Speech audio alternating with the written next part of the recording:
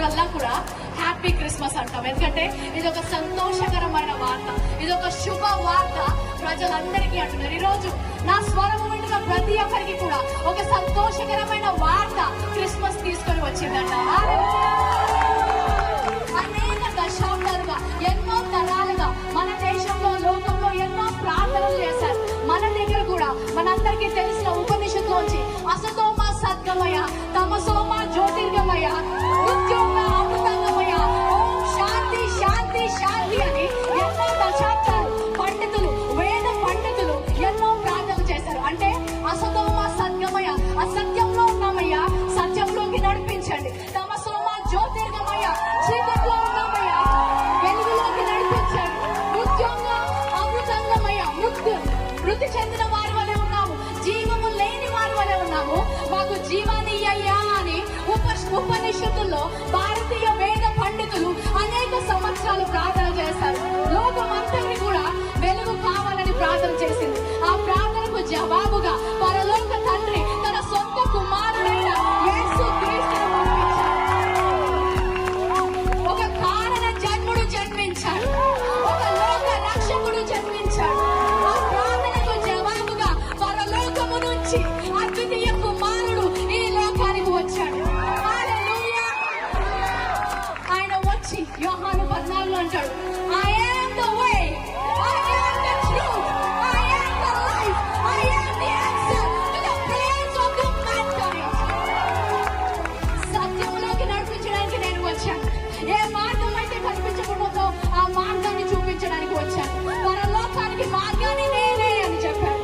హల్లెలూయా. నిత్య జీవము నేను ఇవ్వడానికి సిద్ధంగా ఉన్నాను చెప్పాడు. ఎప్పుడైతే ఆ సత్యము బయటికి వచ్చిందో, ఎప్పుడైతే సత్యము వింటారో అక్కడ స్వాతంత్రం ఉంటుంది. ఇక్కడ మీరందరూ ఇంత సంతోషంగా, స్వాతంత్రంగా ఎందుకున్నారంటే మీరు సత్యాన్ని ఎరిగి ఉన్నారు. అదే సత్యాన్ని మేము ఎరిగి ఉన్నాము.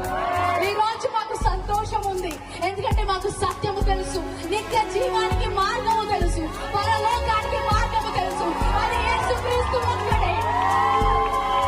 హల్లెలూయా. ఎన్నో సంవత్సరాలు సత్యము తెలియక, నా జీవితం ఏంటి, ఈ లోకం ఏంటి అని తెలియక ఆ ఆలోచనలతో డిప్రెషన్ లోకి వెళ్ళిపోయి చనిపోదాం అనుకున్న నాకు పరలోకపు తండ్రి ఈ సర్వ సత్యాన్ని తెలిసినప్పుడు నిత్య జీవమునకు వారసురాలుగా నన్ను చేశారు. హల్లెలూయా. ఈ రోజు నా మాట వింటున్న ఎవరైనా సరే, నాకు సత్యము తెలుసుకోవాలని ఉంది, నా జీవితంలో ఆ స్వాతంత్రము కావాలి, నాకు పరలోకానికి మార్గము తెలియాలి. హల్లెలూయా. ఈ రోజు స్వాతంత్రము దేశానికి మాత్రమే కాదు, కానీ నా ప్రాణాత్మ దేహములకు కూడా స్వాతంత్రాన్ని ఇచ్చిన దేవుడు నేను కనుగొన్నాను. ఆ దేవుడు మీకు పరిచయం చేయాలనుకుంటాను.